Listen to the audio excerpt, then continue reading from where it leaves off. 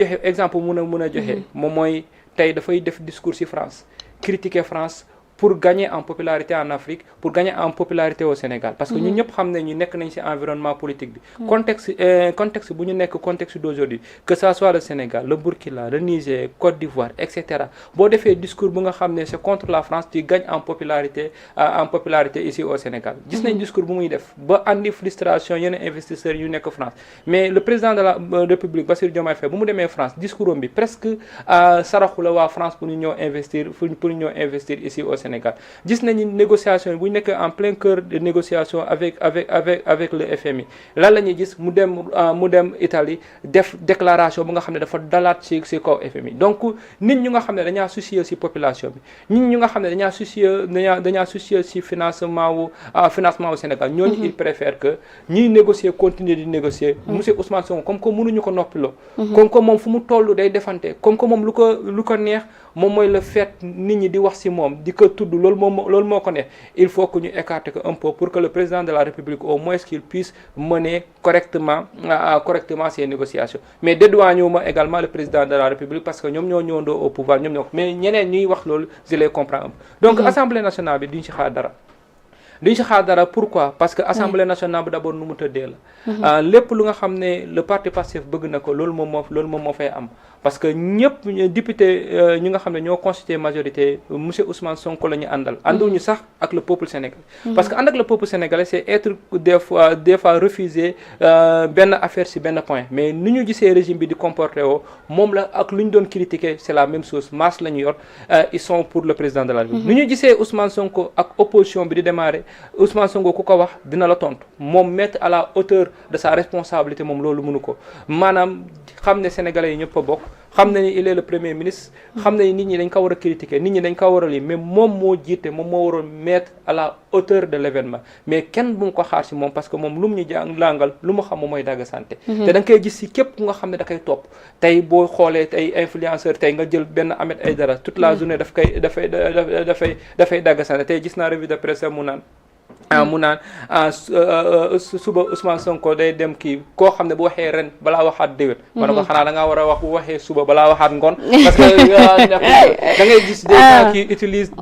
des propos idylliques pour wax ko on a l'impression que ni moom benn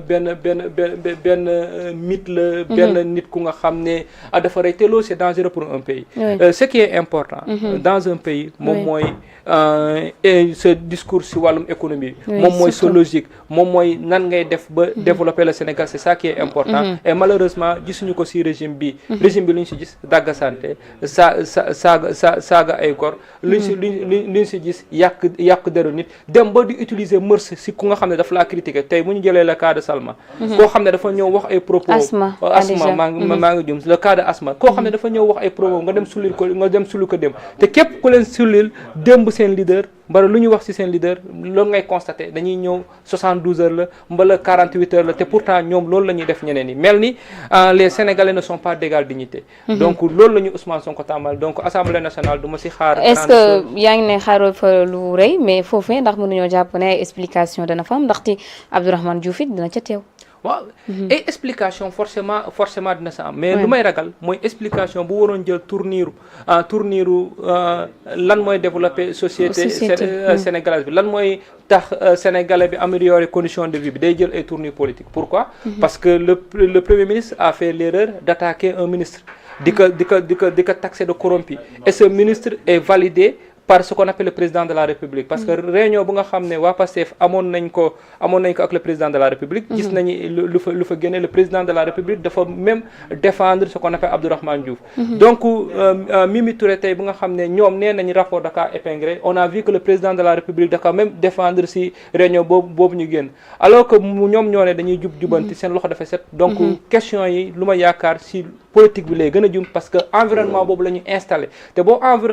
installé environnement politique nga bëgg dem assemblée nationale il faut s'attendre que les députés également ñu nga xam ne dañu bëgg éclaircissement ci situation boobu poser la question yu demee noonu donc dafay ñëw nëbb lu nga xam ne dafa am solo parce que dafay ñëw nëbb discussion yu am importance ci économie discussion yu am importance ci nekkinu askan bi discussion yu am importance ci ay secteurs clés yu nga xam ne dafa nekk biir Sénégal da koy nëbb malheureusement faute bi mënuñu ko amputer ku dul le premier ministre et le régime en place. Ouais, merci beaucoup am na solo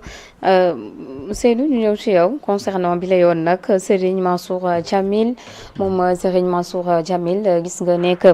barki démb sortie bi nga xam ne nii amal na ko mu di lim ci wax mu di premier ministre n'est pas au Sénégal le président tamit nekk fi dëkk bi amul pilote mais aussi tiit na ci situation actuelle bu réew mi naka noonu nag gis nañ attaques yi nga xam ne nii daal nañ ko koy jagleel dem sax ba ay kàddu yu tegginewul yoo xam ne ni teg nañ ko ci ndoddam ñii lee nga xam ne nag ñoo di ay taalibeem daan nañuy fësal ab communiqué daal di xam ne rafetlu wuñu ban yoon tournure bi nga xam ne nii kàddu yi nga xam ne nii moom la sëriñ bi di wax moom la jël ak it yenn ci ay attaques baat yu tegginewul yoo xam ne jël nañ ko teg ko ci kaw ki nga xam ne nii moo di sëriñ Mansour mu nekkaat beneen mbir boo xam ne nii après sëñ Mahi Niass sëriñ Mansour Djamil moo nekkaat ki nga xam ne nii moo di victime mu dee pacifié. voilà ndax toujours rek da ngay suivre logique. logique mooy lan mooy Pastef voilà et sa logique. Pastef ñoom benn logique la ñu am. logique bi mooy ñoom képp koo xam ne wax nga loo xam ne wax ji dëppoo naak li neex Ousmane Sonko. ñoom benn statut la jàppe mooy un adversaire benn statut boo am ñoom gisuñu ko jàpp naa ne buñ bokkee am réew nag waxuma àggaguma sax ci cër yi suñu borom def ci jàmm yi waaye statut bi ñu am mooy ñu doon ay sénégalais ñu ñëpp mais ban masse moo war a mën a déterminer kii wax xalaatam ci réew mi ak kii wax xalaatam ci réew mi wala képp ku war a wax sa xalaat ci réew mi yow da ngaa war a wax sa xalaat ni mu ko bëgg Serigne Mansour Sy Djamil bu fekkente ne ci république la citoyen la sénégalais bu ñëpp nangu nekk fi député à l'Assemblée nationale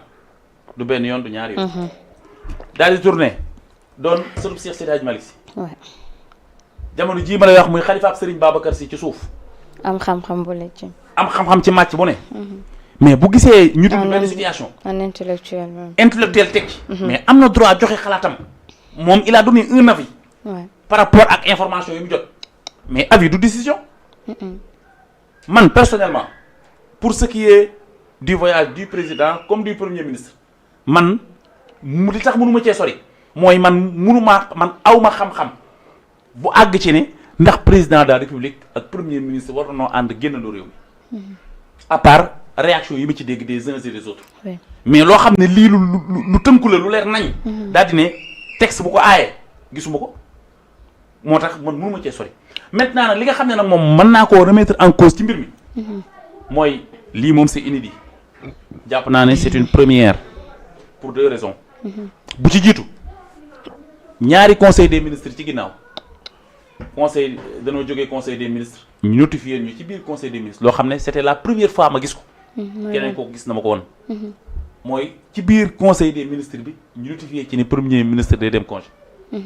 congé premier ministre ñu notifié ko ci voilà rapport conseil des ministres man